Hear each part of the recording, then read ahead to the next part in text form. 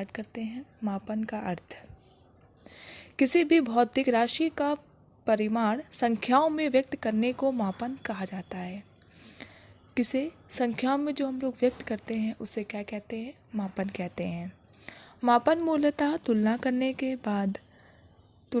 की एक प्रक्रिया होती है। क्या होती है? एक प्रक्रिया। किसके लिए? तुलना करने के लिए।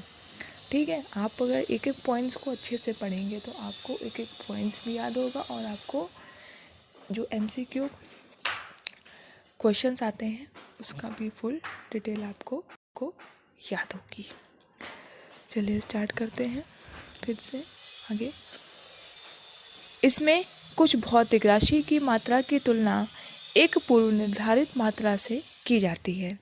भौतिक राशि की जो मात्रा है उसकी तुलना किससे की जाती है? पूर्व निर्धारित मात्रा से की जाती है। ठीक है, आप हर एक पॉइंट को, हर एक लाइन को डीपली पढ़ेंगे तो आपको अच्छे से याद होगा।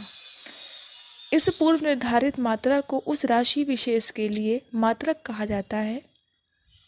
इसके लिए उदाहरण के द्वारा हम समझते हैं कि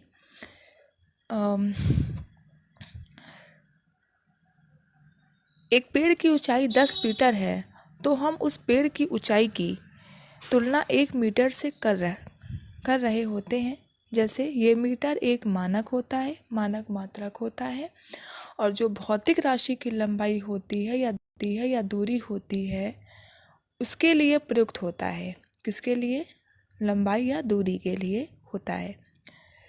फिर है हमारा, इस प्रकार समय का मात्रक सेकंड होता है और द्रव्यमान का मात्रक किलोग्राम होता है।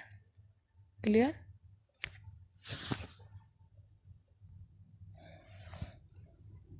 साधारण शब्दों में अगर हम पढ़े तो मापन क्रिया विभिन्न निरीक्षणों, वस्तुओं अथवा घटनाओं को कुछ विशिष्ट नियमों के अनुसार सार्थक एवं संगत रूप से संकेचित अथवा अंकित संकेत प्रदान करने की प्रक्रिया है। अर्थात हम मापन के अंतर्गत विभिन्न निरीक्षणों, वस्तुओं एवं घटनाओं का मात्रात्मक रूप से वर्णन करते हैं। इसमें अंक प्रदान करने के लिए मापन के विभिन्न स्तरों के अनुकूल विशिष्ट नियमों एवं सिद्धांतों को प्रतिपादित किया जाता है। ठीक है, इतना आपको समझ आ गया है। तो अब हम पढ़ेंगे मापन के उद्देश्य। नेक्स्ट, मापन के उद्देश्य निम्न प्रकार के होते हैं।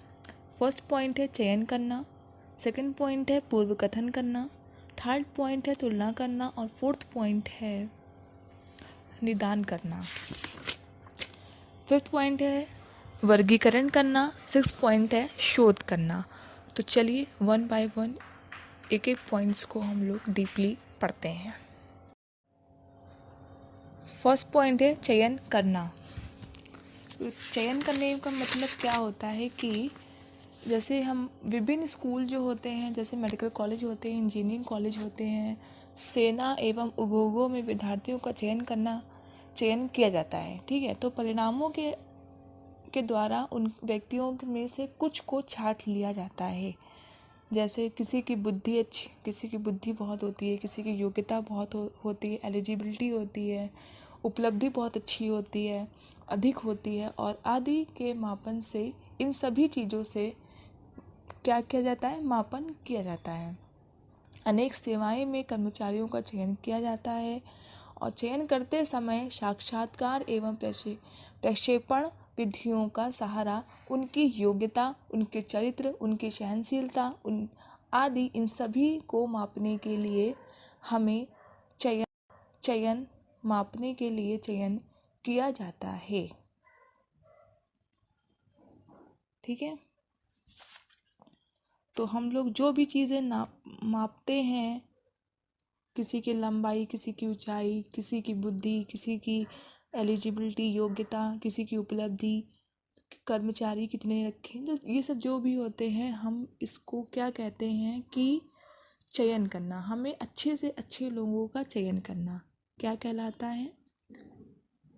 चयन। ठीक है, क्लियर? करना। पूर्व कथन का अर्थ होता है वर्तमान के आधार पर भविष्य के बारे में बताना। क्या बताना? वर्तमान के आधार पर भविष्य के बारे में बताना। हम अपने जीवन में नित्य कोई ना कोई निर्णय लेते हैं। हम अपने जीवन में कोई ना कोई काम ज़रूर करते हैं और काम करने से पहले हम उस चीज़ का निर्णय लेते हैं कि हमें किस चीज़ को कैसे करना है। ठीक है। एक व्यापारी ये निर्णय लेता है कि किस माल को कितना खरीदे और किस मूल्य से बेचे कि उसका प्रॉफिट हो, कितने कर्मचारी रखे, किसको रखे। एक अध्यापक ये निर्णय लेता है कि उसके छात्र कैसे हैं और उन्हें किस स्तर पर परीक्षण दिया जाए। ठीक है। एक चिकित्सक ये निर्णय लेता है कि रोगी को कैसे ठीक किया जाए, कौन कौन सी दवाइयाँ दी जाएं जिससे वो पेशेंट ठीक हो जाए। इस प्रकार सभी निर्णय में पूर्वकथन सुनिहित होते हैं। तो कहने का मतलब यही है कि हमें कोई भी कार्य को करने से पहले हमें उसका पूर्व कथन होना बहुत ही ज़रूरी है। अगर हम किसी भी कार्य को करने से पहले कुछ निर्णय नहीं लेंगे, कुछ नहीं सोचेंगे, तो हमारा वो काम खराब हो सकता है या उसमें प्रॉफिट नहीं होगा। इसलिए हमें इन सब चीज़ों को ध्यान में रखना चाहिए। क्लियर? थर्ड पॉइंट है तुलना करना। ठीक है। तो तुलना हम लोग करते हैं? जैसे ज्ञान, बुद्धि, व्यक्ति। तुलना मतलब क्या होता है? कंपैरिजन, किसी से कंपेयर करना। ठीक है। जैसे ज्ञान, किसी के पास नॉलेज ज़्यादा होती है तो हम लोग उससे कंपेयर करते नहीं, मुझसे ज़्यादा नहीं होती है, इनसे ज़्यादा मेरे पास है ना। तो ऐसे ही बुद्धि, कोई कहता नहीं तुमसे ज़्यादा बुद्धि हमारे पास है। ठीक है। तो ये सब चीज़ें होती हैं। तो व्यक्ति की उपलब्धि आदि सभी शील गुणों में व्यक्तिगत भिन्नता पाई जाती हैं। परीक्षणों का एक मुख्य उद्देश्य इन विभिन्नताओं का तुलनात्मक अध्ययन करना होता है। तुलनात्मक अध्ययन के लिए पहले हमें इन गुणों का मापन करना पड़ता है तथा मापन के आधार पर फिर तुलना करते हैं। पहले हमें जो चीज़ करते हैं उससे इक्वालिटी लानी होती है। इक्वालिटी लाने के बाद हम उसके बाद उससे कंपैरिजन करते हैं कि कौन किससे अधिक कर सकता है, कौन किससे अधिक नहीं कर सकता है। क्लियर? नेक्स्ट है निदान। अनुदान मिसप्रिंट हो गया है, इसको आप निदान लिख लीजिएगा। तो निदान का अर्थ क्या होता है? जैसे लक्षणों के आधार पर रोगों को पहचानना। शैक्षणिक निदान में अनेक तकनीकी प्रविधियों का प्रयोग होता है। ठीक है। तकनीक और प्रविधियों का प्रयोग होता है जिनका उद्देश्य होता है कि सीखने की मुख्य कठिनाइयों का पता लगाना होता है, फिर उसका कारण और निराकरण का भी पता लगाना होता है। शैक्षणिक निदान में अनेक परीक्षण होते हैं और इसमें सांख्यिक गतिविधियाँ होती हैं। इन सभी का प्रयोग होता है। विभिन्न विषयों पर बनी नैदानिक परीक्षाएं होती हैं, नैदानिक चार्ट होते हैं, मानचित्र होते हैं और निदान में उपयोगी होते हैं। ये सभी निदान में उपयोगी होते हैं। ठीक है। किसी भी विषय में नैदानिक परीक्षण से पहले हमें तत्संबंधी योग्यता की पहचान जरूरी होती है। किसकी पहचान? तत्संबंधी योग्यता की पहचान जरूरी होती है।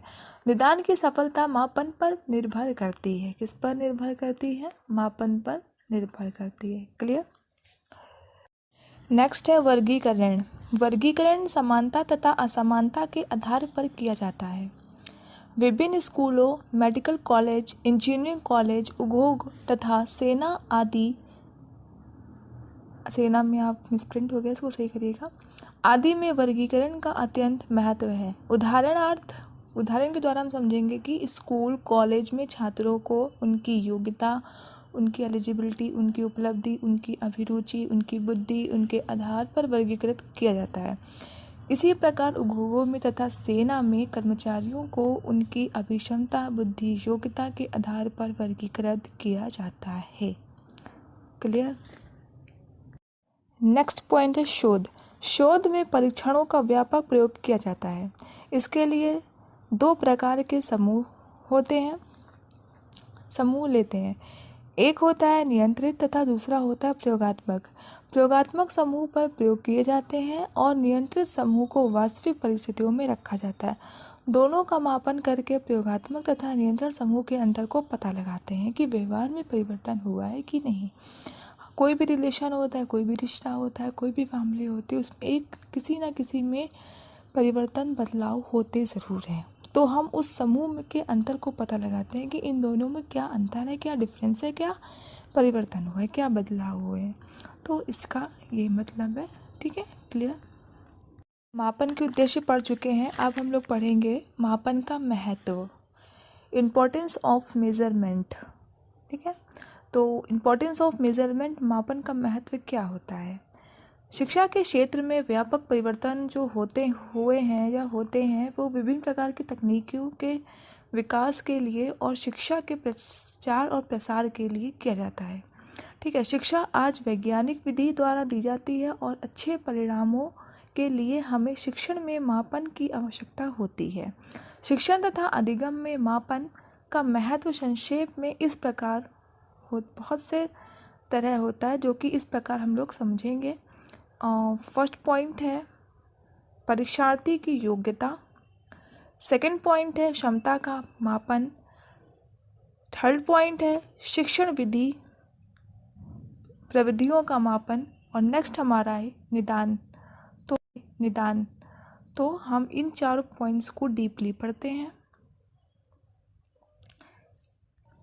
फर्स्ट पॉइंट है परीक्षार्थी की योग्यता का निर्धारण करना। ठीक है, तो क्या करना है कि सभी परीक्षार्थियां जो होते हैं वो योग्यता का स्तर समान, उनकी योग्यता का जो स्तर होता है वो समान नहीं होता है।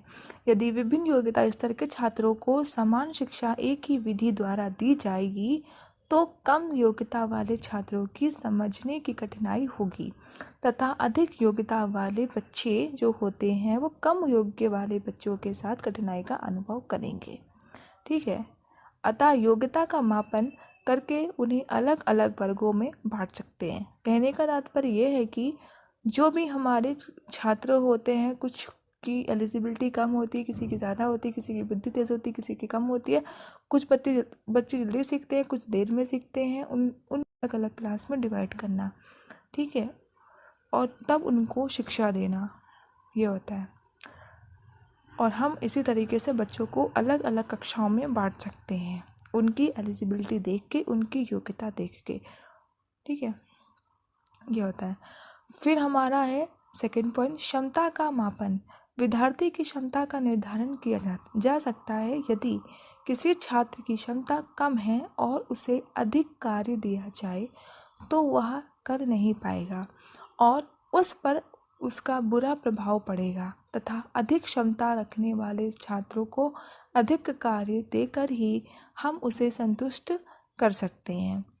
विद्यार्थी की क्षमता का निर्धारण किया जा सकता है किससे? जब किसी छात्र की क्षमता कम होती है और उसे ज़्यादा काम दिया जाता है, मतलब जो बच्चे जो चीज़ को कर लेते हैं उससे कई ज़्यादा बढ़कर उसको कार्य सौंप दिया जाता है।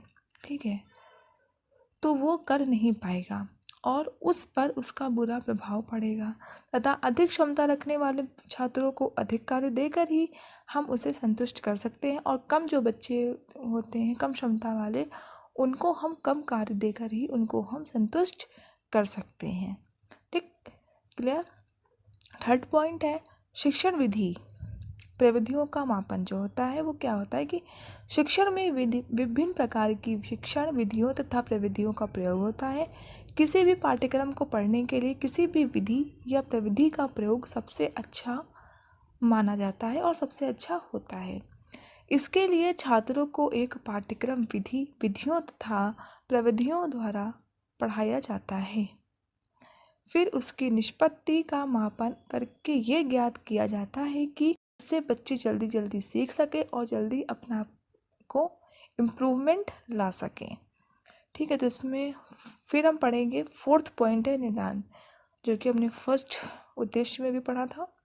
विभिन्न विषयों पर नैदानिक परीक्षण बनाए जाते हैं जिनसे छात्रों की शिक्षा संबंधी कठिनाइयों को दूर किया जाता है। निदान परीक्षण की सहायता से पता चलता है कि छात्र विषय वस्तु के किस भाग को समझने में कठिनाई महसूस करता है।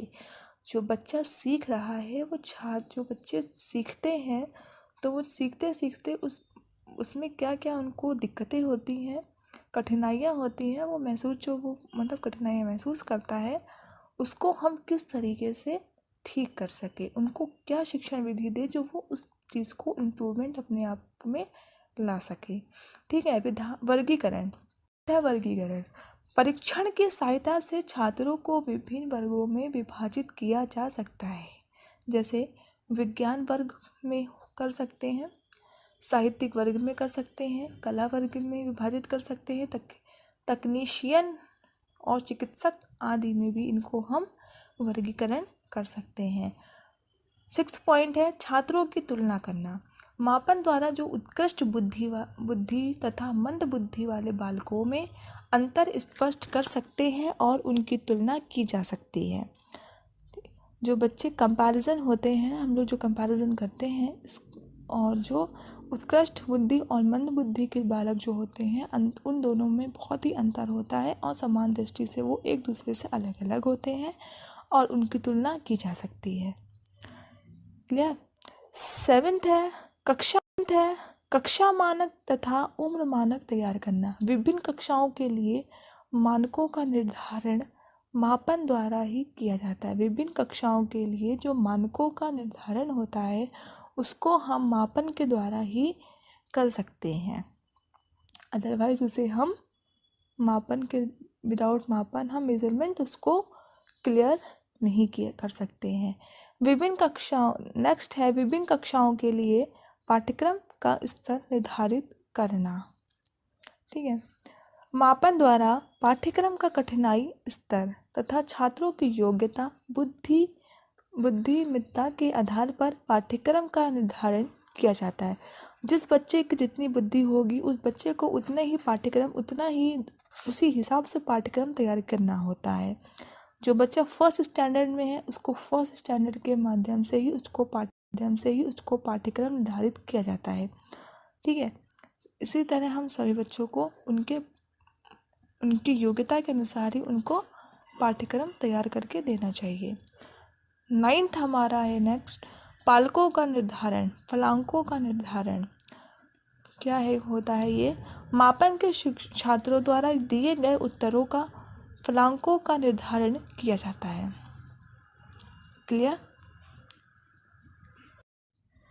मापन की विशेषताएं। तो मापन की कुछ विशेषताएं हैं।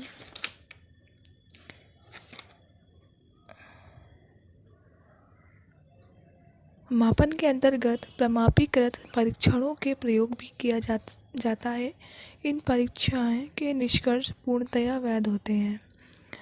2nd पॉइंट है इस प्रक्रिया के आधार पर न केवल किसी वस्तु का मापन किया जा सकता है बल्कि किसी व्यक्ति अथवा घटना से संबंधित चरों का मूल्यांकन भी किया जा सकता है। मापन के द्वारा व्यक्ति के व्यवहार में संबंधित विभिन्न चरों अथवा शीलगुणों का अध्ययन किया जाता है। इस प्रकार के कुछ शील गुण हैं प्रेरक, रुचियाँ, मूल्य, अभिवृत्तियाँ, योग्यताएं, कौशल, उपलब्धियाँ आदि। 4th पॉइंट है नेक्स्ट है मापन के माध्यम से प्राप्त होने वाले निष्कर्ष विश्वसनीय और वस्तुनिष्ठ होते हैं। इनमें किसी भी प्रकार का परिवर्तन नहीं किया जा सकता है। नेक्स्ट है मापन का क्षेत्र अत्यंत व्यापक होता है। मापन के एक प्रक्रिया के रूप में परिभाषित किया जा सकता है। शुद्ध निष्कर्ष प्रदान करने के अतिरिक्त ये सरल और मितव्ययी भी होते हैं। मापन की कुछ सीमाएं भी होती हैं परंतु इसके पश्चात भी इस प्रक्रिया का अत्यधिक महत्व होता है। मापन में वर्तमान युग में मापन का इतना अधिक महत्व है कि आधुनिक युग को मापन के युग के रूप में भी संबोधित किया जा सकता है। मापन की प्रक्रिया के आधार पर प्राप्त निष्कर्षों अथवा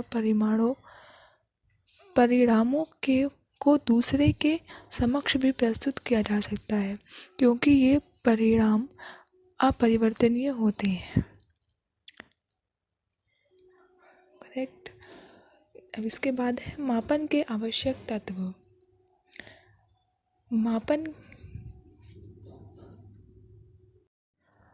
अब पढ़ेंगे मापन के आवश्यक तत्व, एसेंशियल एलिमेंट्स ऑफ मेजरमेंट। तो इनके 3 तत्व पढ़ते हैं। गुण को पहचानना एवं परिभाषित करना, आइडेंटिफाइंग डिफाइंग द एट्रीब्यूट। गुणों को अभिव्यक्त करने वाले सक्रिय विन्यासों को निश्चित करना, determining set of operations by which attributes may be expressed. Next है गुणों को मात्रात्मक रूप में व्यक्त करना, to express the traits quantitatively. सभी को डीपली से समझते हैं। गुणों को पहचानना एवं परिभाषित करना। किसी भी प्रकार का मापन करने के लिए सर्वप्रथम सबसे पहले उसके गुण को पहचान कर की उनकी व्याख्या की जाती है। ठीक है। प्राय भौतिक गुणों जैसे लंबाई, भार आदि की व्याख्या की आवश्यकता नहीं होती है, क्योंकि सभी व्यक्ति के अभिप्राय को समान रूप से समझते हैं। शैक्षिक और मनोवैज्ञानिक गुण की व्याख्या अवश्य होती है, क्योंकि अलग अलग व्यक्ति इन गुणों के भिन्न भिन्न अर्थ लगा सकते हैं।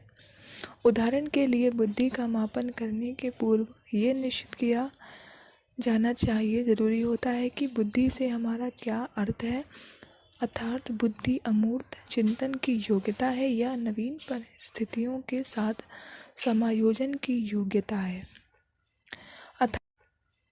अर्थात मनोवैज्ञानिक को उस गुण की स्पष्ट एवं संगत परिभाषा देनी होगी जिसका वह मापन करना चाहता है। नेक्स्ट है गुणों को अभिव्यक्त करने वाले सक्रिय विन्यासों को निश्चित करना, determining set of operations by which attributes may be expressed. मापे जाने वाले गुण को परिभाषित करते समय उसमें प्रयुक्त होने वाली सक्रिय को भी वर्णन किया जाता है, क्योंकि किसी भी गुण की परिभाषा एवं उसमें प्रयुक्त होने वाली सक्रिय के मध्य अंतःक्रियाएं संबंध होता है।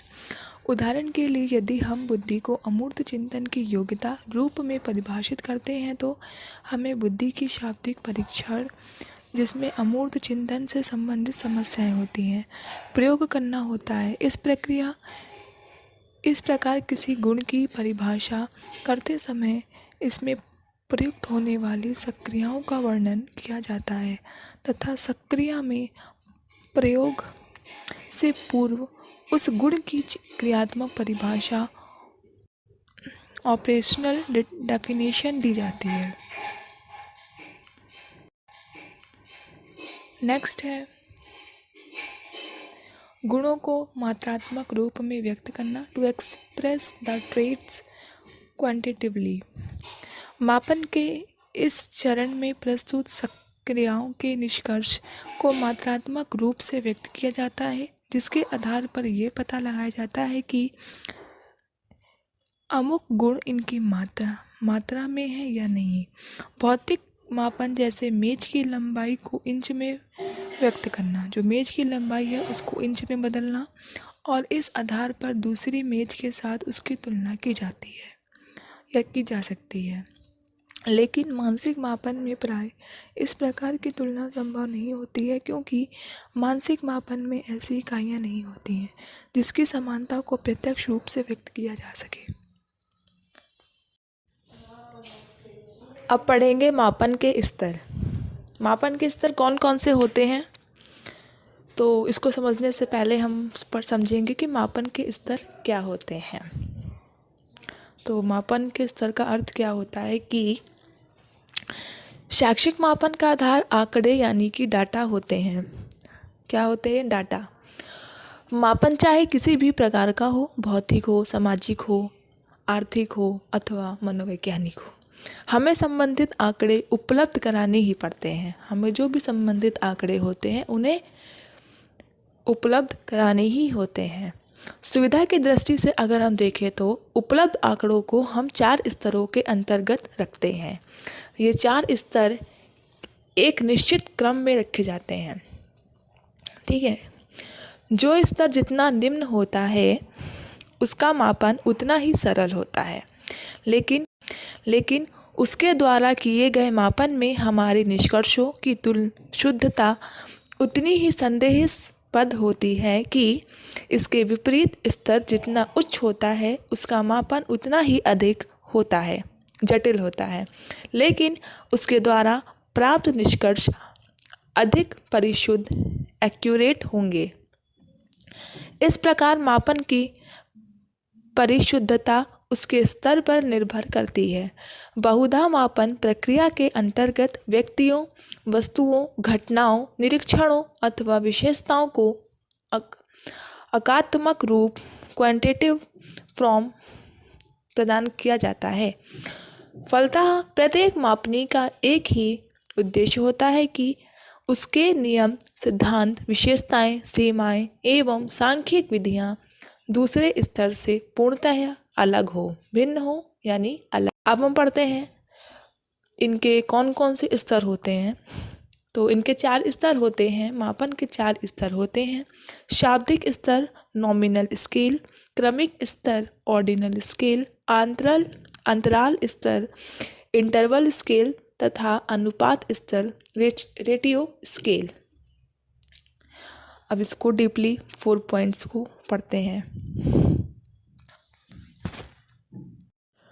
फर्स्ट पॉइंट है शाब्दिक अथवा नामिक स्तर, नॉमिनल स्केल। ये मापन का सबसे निम्न स्तर होता है। कुछ लोग इसे वर्गीकरण स्तर यानी कि क्लासिफिकेशन लेवल के नाम से भी जानते हैं और इन्हें उसी के नाम से पुकारते हैं। इस मापनी में मापित वस्तुओं अथवा घटनाओं को उनके किन्हीं निश्चित गुणों के आधार पर अलग अलग समूहों में अलग अलग रख दिया जाता है तथा उस समूह की पहचान के लिए उसे कोई अमुक नाम यानी कि नेम, संख्या यानी कि नंबर या चिन्ह यानी कि कोड दे दिया जाता है। इस समूह की ये विशेषता होती है कि उस समूह में सम्मिलित सभी तत्व यानी कि एलिमेंट्स अथवा व्यक्ति आपस में तो समान होंगे, लेकिन किसी दूसरे समूह की तुलना में बिल्कुल अलग होंगे, भिन्न होंगे। समूह की इस विशेषता को हम आंतरिक समाजातीय इंटरनल होमोजेनिटी कहते हैं। उदाहरण के तौर पर अगर हम समझे तो पाकिस्तान और भारत की हॉकी टीम की पहचान के लिए उन्हें अलग अलग रंग की ड्रेस प्रदान की जाती है तथा उन पर पी तथा आई संकेत चिन्ह लिख दिया जाता है। इसी प्रकार स्त्रियां तथा पुरुष, गोरे एवं काले, शहरी एवं देहाती लोगों के अंतर स्पष्ट करने के लिए उन्हें अलग अलग वर्गों में रखा जाएगा। इसी प्रकार डाक वितरण के लिए पिन कोड देना, किसी भी बड़े महानगर को जोन्स में विभक्त करना जैसे नई दिल्ली आदि, रेलवे डिवीज़न को संकेत चिन्ह प्रदान करना, बैंकों को संकेत चिन्ह देना जैसे कि bank of India, the new bank of India, Canara bank, syndicate bank आदि। विभिन्न प्रकार के फलों को कोड देना, क्रिकेट खिलाड़ियों को नंबर प्रदान करना आदि। विभिन्न प्रकार के वर्गीकरण में मापन के इस स्तर का प्रयोग किया जाता है। शोध की दृष्टि से यह स्तर महत्वपूर्ण नहीं होता है क्योंकि इनमें गणना या गिनती करने के अलावा भी किसी प्रकार की सांख्यिक प्रविधि का प्रयोग नहीं होता है। नेक्स्ट है क्रमिक स्तर, ऑर्डिनल स्केल। मानवियों के क्रम में क्रमिक स्तर नीचे से ऊपर की ओर द्वितीय क्रमांक पर आता है। इस मापनी में वस्तुओं, व्यक्तियों, घटनाओं, विशेषताओं असेंडिंग अथवा डिसेंडिंग मतलब आरोही और अवरोही मतलब डिसेंडिंग क्रम में व्यवस्थित कर लेते हैं। इसके पश्चात उस श्रेणी मतलब रैंक प्रदान की जाती है। अंकों के आधार पर विद्यार्थियों को प्रथम द्वितीय तृतीय क्रम पोजीशन और रैंक प्रदान करना। योग्यता एवं अनुभव के आधार पर नौकरी में प्राथमिकता प्रदान करना। खिलाड़ियों के श्रेष्ठ प्रदर्शन के आधार पर उन्हें ट्रॉफी प्रदान करना। सुंदरता के आधार पर मिस इंडिया या मिस एशिया का चयन करना।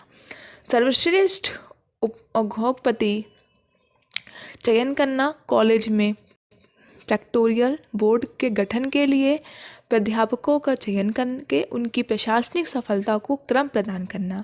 रुचि एवं स्वाद के आधार पर फलों की रुचि को क्रम देना आदि कुछ इस मापनी के उदाहरण हैं। इस मापनी के क्रम प्रदान करने के लिए हमें प्राय निम्न 2 विधियों का प्रयोग करना होता है। किस किस का?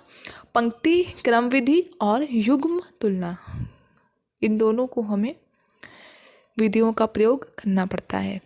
पहली जो विधि है वो अत्यंत सरल होती है। पहली विधि होती है जो वो अत्यंत सरल होती है। इसमें मात्रा वस्तुओं और उनकी कोटि क्रम यानी कि रैंक के अनुसार इनको क्रमबद्ध कर लिया जाता है। जैसे भारतीय क्रिकेट टीम में खिलाड़ियों का क्रम उनके श्रेष्ठ प्रदर्शन के आधार पर इस प्रकार हो जाता है कि गावस्कर, कपिल देव, रवि शास्त्री, मोहिंदर, अमरनाथ, वेग सरकार, श्रीकांत, राम कृष्णन और गोपाल शर्मा व मनिंदर सिंह। दूसरी विभिन्न के समूह के समस्त सदस्यों की तुलना जोड़े यानी कि पेयर्स में होता है, पेयर्स में की जाती है। समूह के जोड़े की संख्या निर्धारित करने के लिए निम्न सूत्रों को भी प्रयोग किया जाता है। नेक्स्ट है अंतराल स्तर, इंटरवल स्केल। यह मापन का तृतीय स्तर है। इसमें उपयुक्त दोनों स्तरों की कमियों को दूर करने का प्रयास किया गया है। इस मापनी के अंतर्गत हम किन्हीं 2 वर्गों में व्यक्तियों अथवा वस्तुओं के मध्य अंतर को अंकों के माध्यम से प्रदर्शित करते हैं। प्रत्येक अंतर की दूरी समान होती है। इस मापनी की कोई परिशुद्ध शून्य बिंदु एक्सैक्ट 0 पॉइंट नहीं होता है, जिसके आधार पर यह पता लगाया जाता है कि कोई भी अंक इस आधार पर शून्य से कितनी दूर है।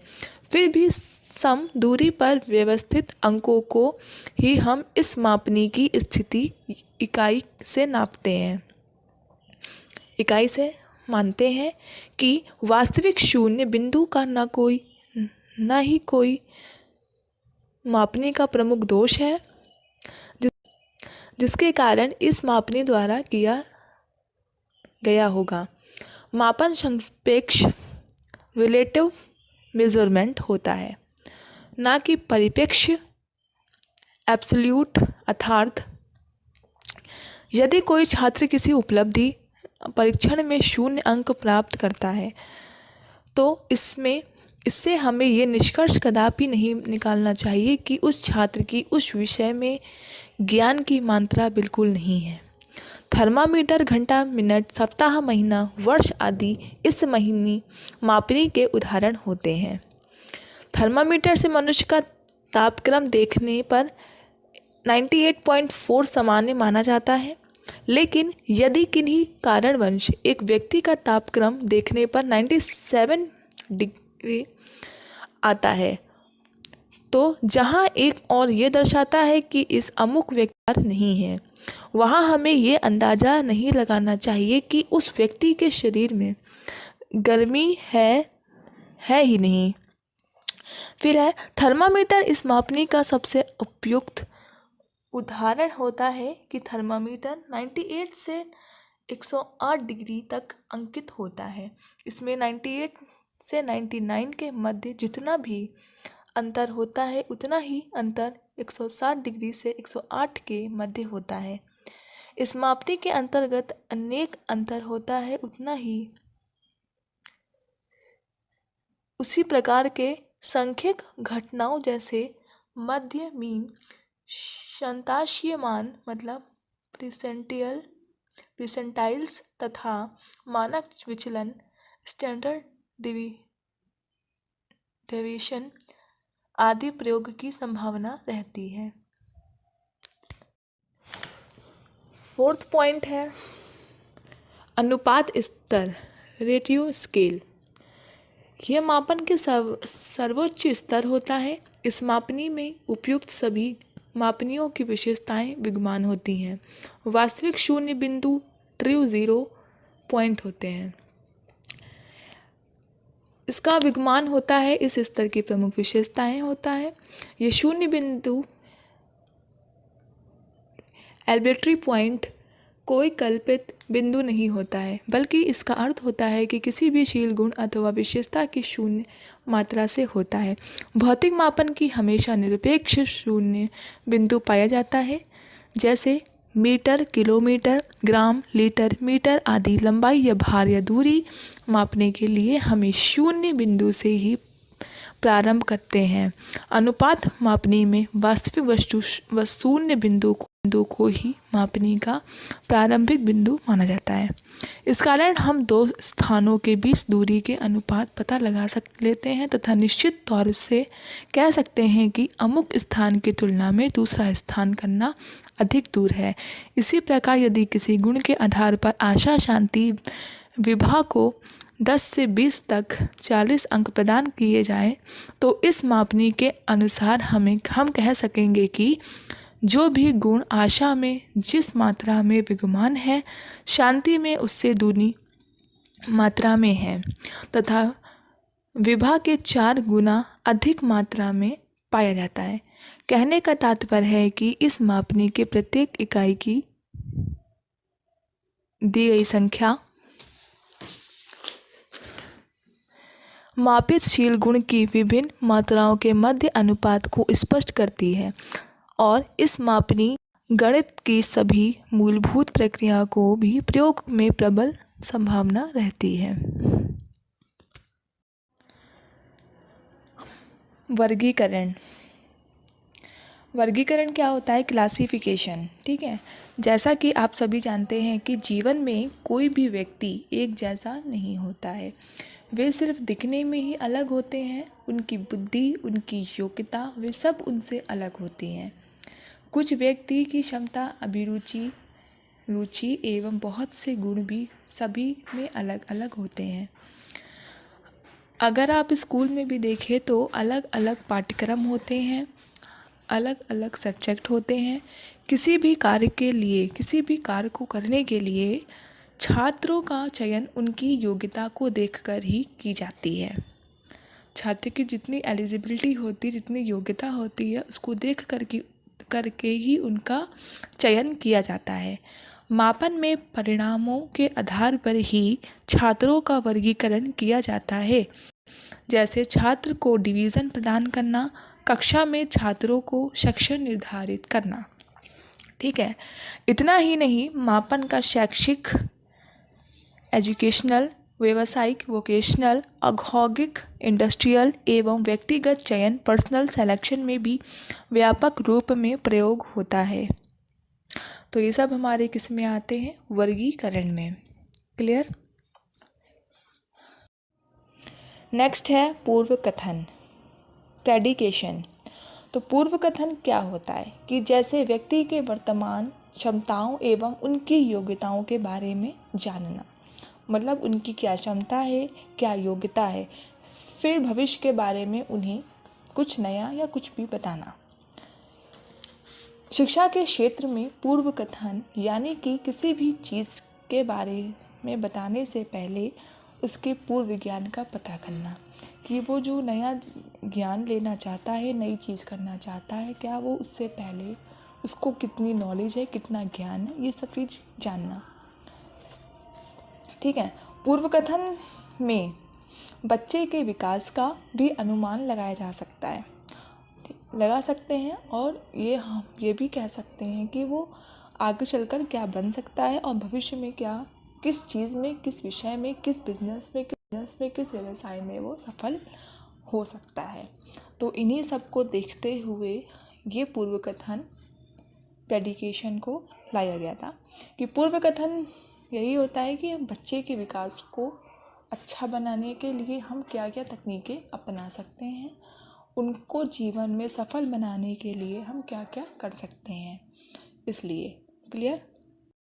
नेक्स्ट है तुलना अर्थात कंपैरिजन। क्या होता है कि परीक्षा के उद्देश्य होता है कि उसके परिणामों के आधार पर जो भी दो व्यक्ति, दो कक्षा या दो अध्ययन या दो प्रणालियाँ की तुलना की जा सके।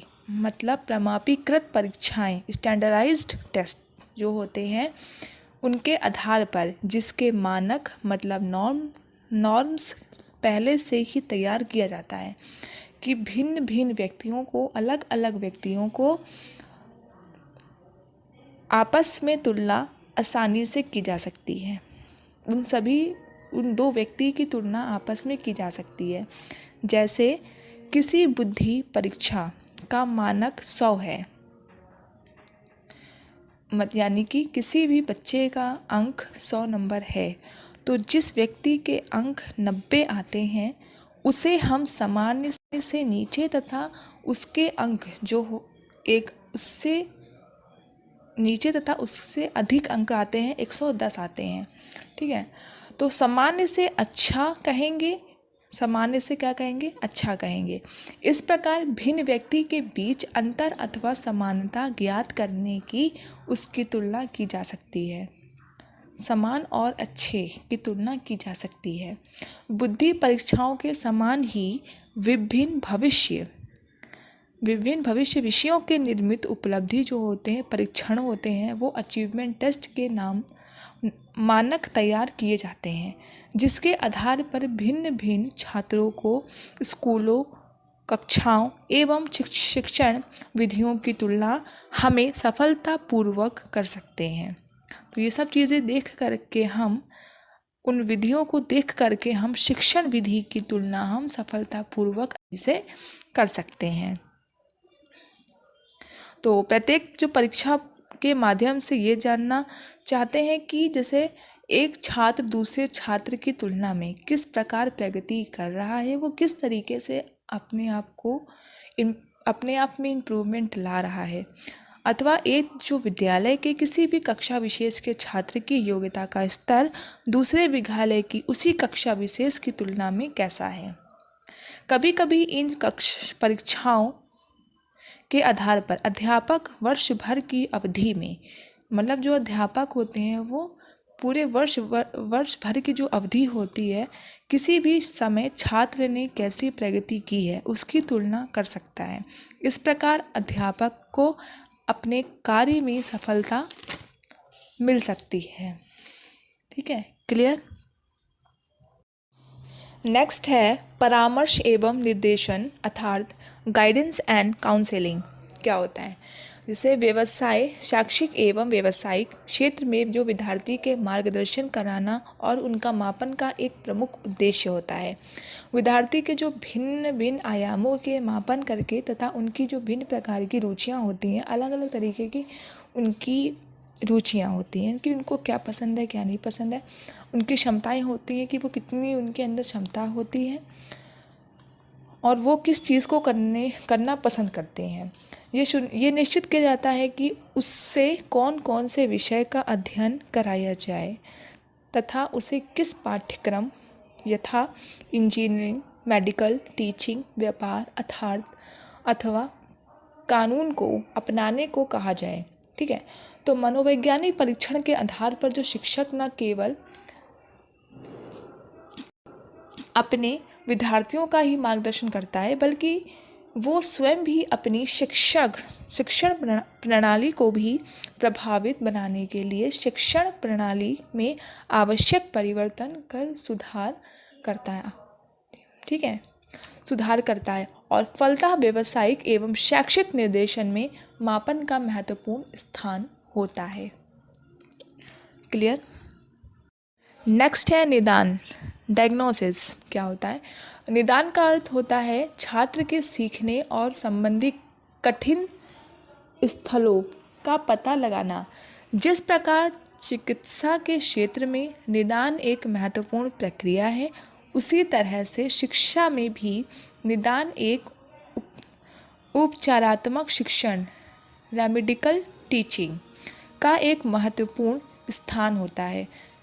चिकित्सा में चिकित्सक निदान का कार्य उसके प्रकार के उपकरणों के द्वारा होता है, जैसे थर्मामीटर, माइक्रोस्कोप, एक्सरे आदि की सहायता, यानी कि जो हॉस्पिटल्स में जो भी निदान का कार्य होता है उसके प्रकार का उपकरण जैसे जो भी होता है बताया, थर्मामीटर, माइक्रोस्कोप, एक्सरे आदि ये सभी होते हैं।